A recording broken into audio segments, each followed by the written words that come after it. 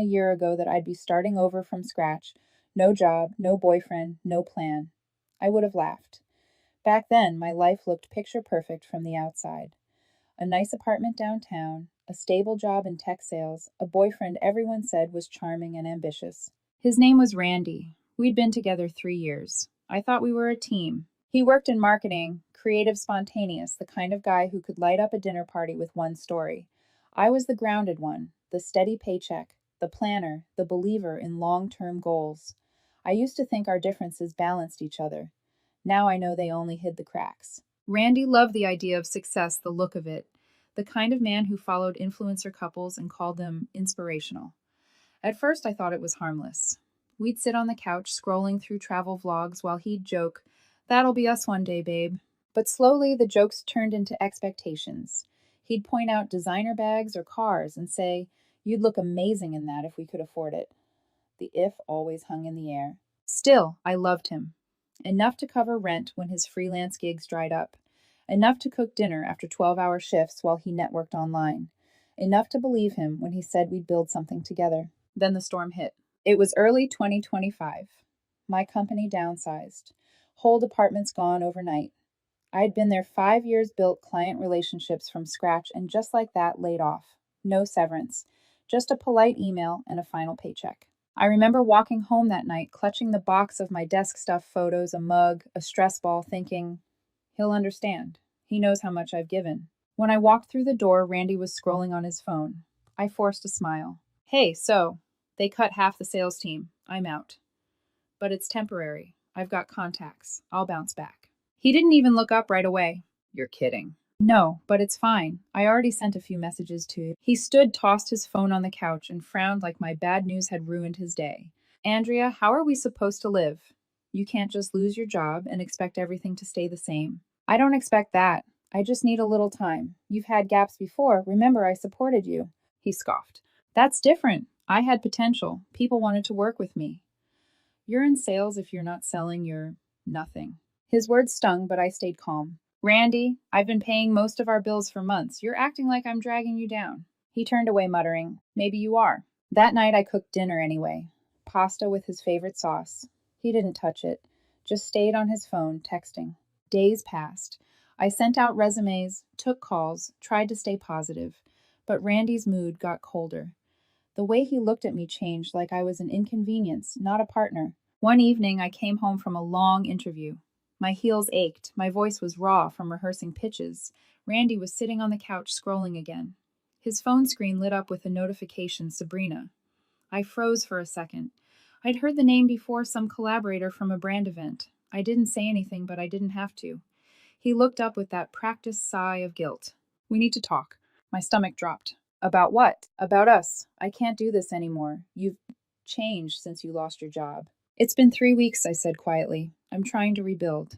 "Yeah, but it's not just that." He looked me up and down, his voice icy. "You smell like failure, Andrea. Like stress and takeout and desperation." For a second, I thought I misheard. Who says that to someone they love? "I'm sorry, what?" "Look, I need someone who pushes me forward, not drags me into their problems. Sabrina gets that. She's building something exciting, not just surviving." He said it so casually, like he was talking about upgrading a phone. I just stood there numb. No yelling, no begging, just silence. "If that's how you see me," I finally said, "then I guess I've already outgrown you." I packed my bag, laptop, clothes, a single frame photo I couldn't yet throw away. Randy didn't move, didn't even ask me to stay. As I opened the door, he muttered almost proudly, "You'll come crawling back when you realize no one wants a broke girl." I turned to him, my voice steady. "No one worth loving would ever say that." Then I left. Rain had started to fall outside, light but cold. It hit my cheeks like tiny slaps, washing away the warmth of that apartment of us. Each step away from him hurt, but it also felt like breathing after holding my breath for too long. That was the last night I ever heard his voice, at least for a while. The morning after I left Randy's apartment, I sat in my car for nearly an hour, engine off, just staring at the foggy windshield. My suitcase was in the passenger seat, my resume folder on top of it. My whole life fit into that tiny space. It's strange how quiet the world feels when the noise of someone's judgment finally stops. I checked my phone, nothing. No, come back, no, I'm sorry, not even a goodbye, just silence. That silence became my companion for the next few weeks. I rented a tiny studio on the edge of the city, thin walls, flickering light, and a view of the neighboring laundry line. It wasn't much, but it was mine. I'd lost count of the nights I cried on that worn out mattress, replaying Randy's words in my head. You smell like failure. At first, I thought he'd cool off, realize what he'd said, maybe reach out. But days turned into weeks, and instead of an apology, I saw his new chapter unfold online. Photos of Randy and Sabrina, perfect lighting. Champagne glasses, captions about new beginnings. The same phrases he once used with me. My chest burned when I saw it, not just from jealousy, but from disbelief. The same man who once said he couldn't afford dinner was now posting pictures at rooftop bars. I stared at those pictures long enough to memorize the fake smiles. It was cinematic if you were into horror. I deleted my social media accounts that night, not because I didn't care, but because I cared too much. Every scroll felt like reopening a wound. Without the distraction, reality hit harder. Bills, job rejections, loneliness. One afternoon, I found myself standing in front of a mirror I'd brought from our old apartment. It was cracked from the move. I whispered to my reflection, "You're not broken, you're just editing." That became my mantra. I filled my days with job applications and freelance gigs, anything to stay afloat. Some days I'd deliver packages or edit marketing copy late into the night. On others, I'd stare at my inbox, wondering if I'd made a mistake by walking away. But deep down, I knew even if I went back, I'd never respect myself again. Still, he haunted me, his voice, his scent, his arrogance. Then came the final blow. A mutual friend, Jake, called one evening. "Hey, Andrea, I know you don't want to hear this, but Randy and Sabrina are engaged. Just thought you should know before you see it online." I didn't cry. Not that night. I just laughed. A dry, exhausted sound that didn't even feel like mine. Engaged already, good for them. But after I hung up, I sat on the floor, hugging my knees, whispering to the quiet room, "She doesn't know what she's getting." That was the last time I allowed myself to cry over him. The next morning, I packed away everything that reminded me of us. His hoodie, his mug, the photo from our last vacation. I placed them all in a small box, sealed it with tape, and wrote one word on top: done. I dropped it off at a donation center. The volunteer didn't even ask what was inside, just smiled and said, "Starting fresh." I nodded. Trying to. That night, I poured myself a glass of cheap red wine and watched the city lights flicker outside my window. Somewhere, Randy was probably toasting with champagne. But I realized something important. I didn't envy his life anymore. I pitied it. Because people like him don't really change. They just find new stages to perform on. And while he was busy performing, I was learning how to live without an audience. The next morning, I wrote 3 words on a sticky note and placed it on my wall: no more crumbs. No more settling for less than love. No more waiting for someone to value me. No more believing that success comes from who stands beside me. It comes from who I become. As I drifted off to sleep that night, a quiet peace settled in. For the first time in months, I wasn't replaying what he said. I was imagining what I'd say to him if he ever came back. And the words were simple: too late. The silence that used to feel like punishment slowly became my peace. 2 months after the breakup, I'd adjusted to my small studio. It wasn't glamorous, but it was honest. The kind of place where you could hear your neighbor's TV through the wall, but also hear your own thoughts for the first time in years. My routine became my lifeline. Mornings started early: black coffee, a jog around the cracked sidewalks. Job boards open by 8 a.m. At first, the rejections hurt. Each we've decided to move forward with another candidate chipped away at my confidence. But little by little, I stopped taking them personally. I began treating every no as redirection, not rejection. When I wasn't job hunting, I took free online courses in digital marketing and coding skills I'd once helped Randy brag about. Funny how the things I used to do to support his dreams were now the tools rebuilding mine. There were bad days too. Some mornings I couldn't even get out of bed. I'd lie there staring at the ceiling fan, thinking about how one sentence, "You smell like failure," could unravel years of trust. On those days, I forced myself to move. I'd open my laptop, put on soft music, and type random thoughts just to remind myself I still had a voice. Eventually, those thoughts turned into journal entries, therapy sessions, on paper. Then one day, I made it real. I walked into a community mental health clinic, nervous but determined. The therapist, a calm woman with kind eyes, asked, "What made you decide to come today?" I smiled weakly. "Because I got tired of pretending I was fine." That first session hurt. I had to say things out loud. I'd been avoiding the humiliation, the loneliness, the quiet shame of being discarded. But she said something that stuck with me. Healing isn't about getting even, Andrea. It's about getting real. You can't rebuild while still living in someone else's story. That sentence hit me harder than Randy's insult ever did. So I started writing a new story, my own. I got a part-time remote consulting gig for a small company. It didn't pay much, but it was enough to stop counting every dollar. Every payday felt like a tiny victory. To celebrate my first invoice, I bought myself flowers, cheap supermarket daisies, but I arranged them like a bouquet. For the first time in forever, I smiled just for me. And slowly the ache faded. Sometimes I'd hear Randy's name floating through mutual friends' conversations, mostly in passing. I pretended not to care, but deep down curiosity flickered. I told myself not to check, but one sleepless night I did. His social media was exactly what I expected: expensive dinners, rooftop photos, Sabrina on his arm, all filtered perfection. But beneath the gloss, something felt off. The captions tried too hard. The smiles strained. Me fold. Where's the product launch? I scrolled, closed the app, and whispered, not your circus anymore. Still, I couldn't shake a strange feeling, like a quiet shift in the air. The next morning, I got an unexpected email from Jake, our old mutual friend. Hey, Andrea, just checking in. You seem to be doing great. By the way, have you heard what's going on with Randy's new business? My heart skipped. I didn't respond. Not yet. But that one question lingered all day. What was going on with Randy? I didn't know it then, but the karma I thought I'd let go of was already on its way. And for once, I didn't have to do anything but keep living. It started as whispers, little fragments of gossip that slipped into my inbox or surfaced in mutual chats. At first, I ignored them. I was busy between freelancing gigs, therapy, and rebuilding my confidence. I didn't have time for the ghost of a man who once told me I smelled like failure. But the whispers grew louder. One message from Jake read, "You won't believe this, Randy's startup is getting called out online. Something about fake investors and unpaid partners." I almost didn't click the link he sent. Curiosity won. There it was, an expose thread with screenshots. Randy's company, the one he'd bragged about to everyone, was a hollow front.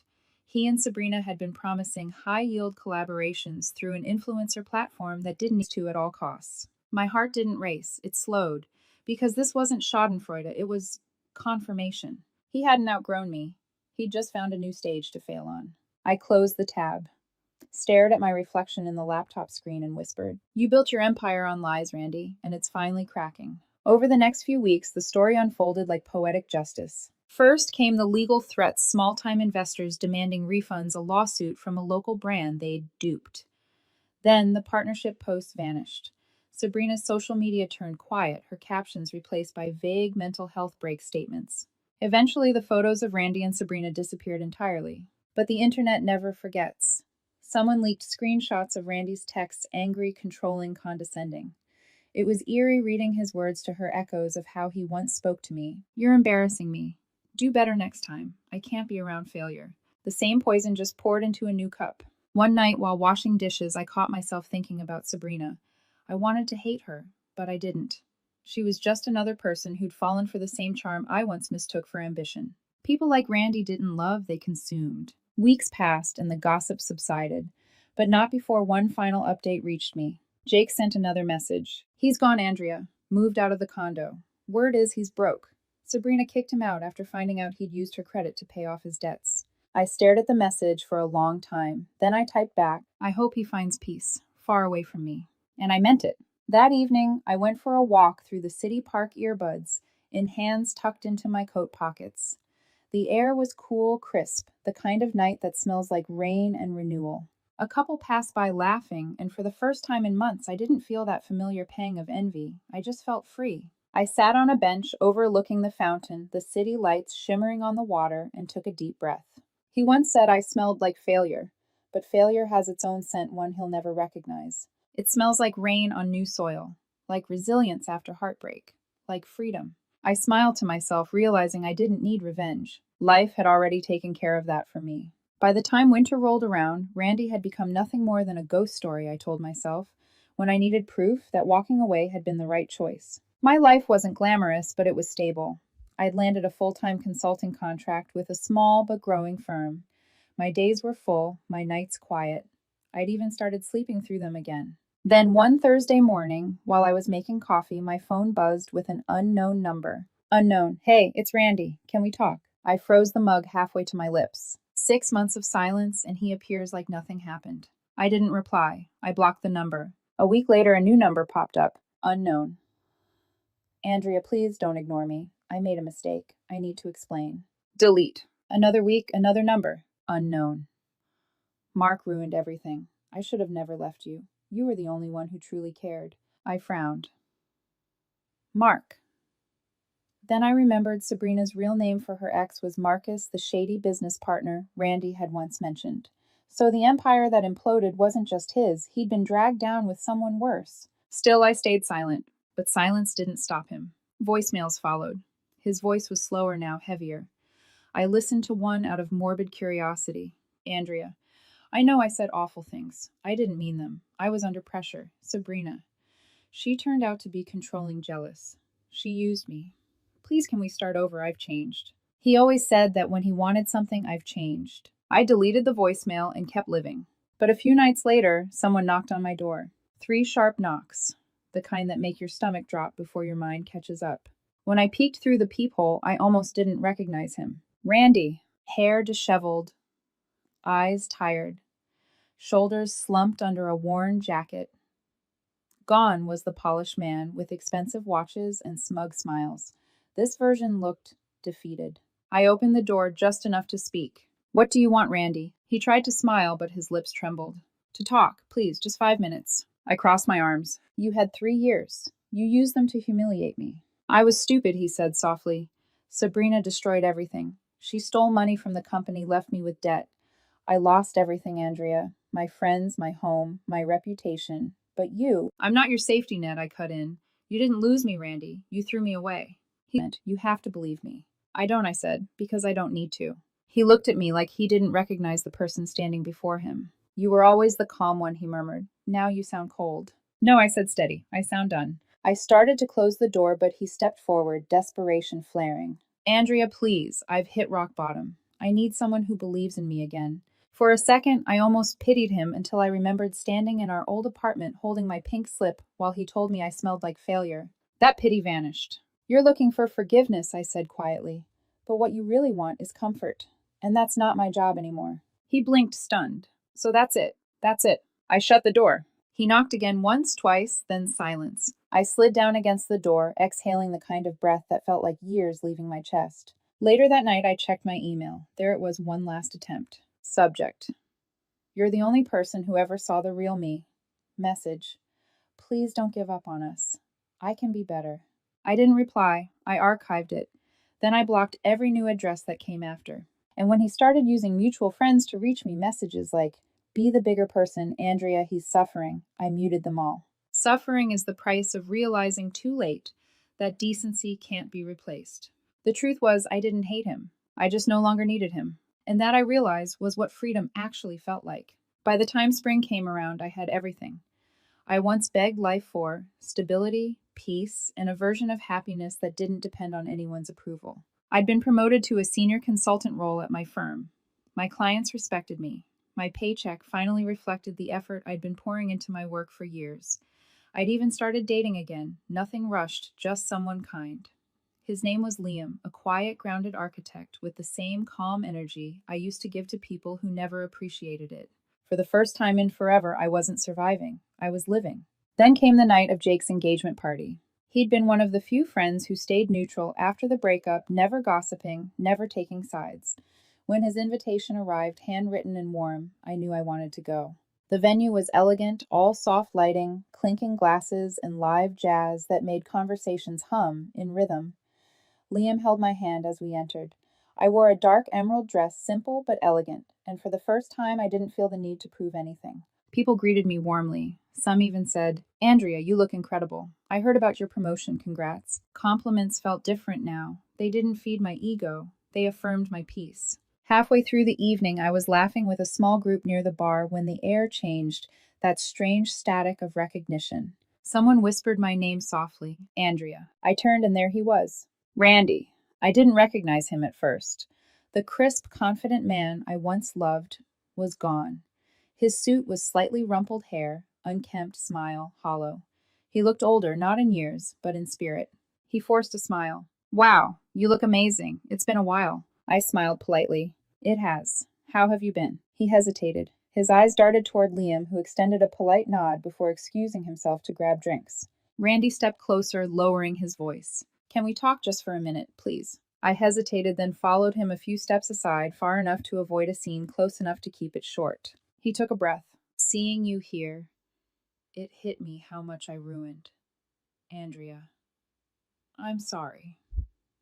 For everything. The way I treated you, the things I said I was stupid. I thought success meant having more, but I didn't realize I already had what mattered. I studied him. His eyes were glassy, a mix of regret and desperation. You told me I smelled like failure, I said softly. He winced, looking away. I know, I was an idiot. I didn't mean it. You were the best thing that ever happened to me. Then why are you here, Randy? He hesitated, then exhaled. Because I'm lost. Everything's gone. The company, the money, Sabrina, all of it. I see you now thriving, and I can't stop thinking that maybe there's still a chance. I laughed not cruelly, but genuinely because it was absurd. A chance for what? For you to ruin me again. His jaw tensed. No, I've changed. You've adapted, I corrected. Changing means you understand what you did. Adapting means you just found a new mask. His face fell. You really don't believe people can change. I do, I said, but not for the same reasons that broke them. For a long moment we stood there in silence. The music played softly in the background, the sound of a life he no longer belonged to. Finally, he whispered, You've become cold, Andrea. I smiled faintly. No, Randy, I've become whole. He swallowed hard. So that's it. That's it? He nodded slowly, realizing the conversation was over. I really did love you, he said, almost pleading. Then you should have treated me like it, I replied. And with that, I turned and walked back toward Liam, who greeted me with a calm smile and a glass of champagne. As we toasted to Jake's happiness, I caught a glimpse of Randy standing alone at the edge of the crowd, his reflection fractured in the ballroom mirrors. He'd once said I smelled like failure. Now all I could smell on him was desperation, and it didn't suit him. The next morning, sunlight poured through my apartment window, soft, golden, warm. The kind of light that doesn't ask for attention, it just exists. Peaceful, quiet. I stood barefoot in my kitchen, sipping coffee, still replaying last night in my mind. The look on Randy's face when I walked away. The silence that followed. The way it didn't hurt anymore. For so long I thought closure meant hearing I'm sorry. But now I understood real closure comes when you stop needing it. Randy was gone. Not just from my life, but from the part of my mind that used to ache for his approval. I walked over to my balcony, the same spot where I'd once cried, into takeout containers, wondering if I'd ever feel whole again. The same view that used to look small now felt infinite. Below, the city buzzed morning traffic laughter, life moving forward, mine included. I smiled, watching the light catch on the leaves of my little potted plant, a gift from Liam. It had almost died once when I forgot to water it during my low days. Now it was thriving, resilient, kind of like me. I thought about everything that had happened in the past year, the humiliation, the heartbreak, the rebuilding. The woman who once let someone define her worth had become someone who didn't need validation to feel valuable. And the irony wasn't lost on me. He said I smelled like failure, but failure turned out to be the best perfume I ever wore. Because failure meant I tried. It meant I cared. It meant I risked loving someone who didn't deserve it and came out stronger anyway. Failure taught me where my boundaries are. It taught me that love without respect is just a beautiful cage. And most importantly, it taught me that walking away isn't weakness. It's freedom with a heartbeat. I grabbed my phone and typed a short message to my therapist. Thank you. I finally get it. She replied with a single heart emoji. I smiled, set the phone down, and opened my laptop to start work. A new client had reached out that morning, another small business that wanted to grow online. Funny, I used to help people chase image. Now I help them build something real. As I typed, the world outside glowed brighter. I leaned back in my chair, breathing in the smell of coffee rain and new beginnings. Freedom doesn't have a price tag. It doesn't sparkle like gold or scream for attention. It smells like quiet mornings, like clean sheets and laughter you don't have to fake, like forgiveness not for others, but for yourself. I once built my life around someone who thought success was about money and status. Now I build mine around peace.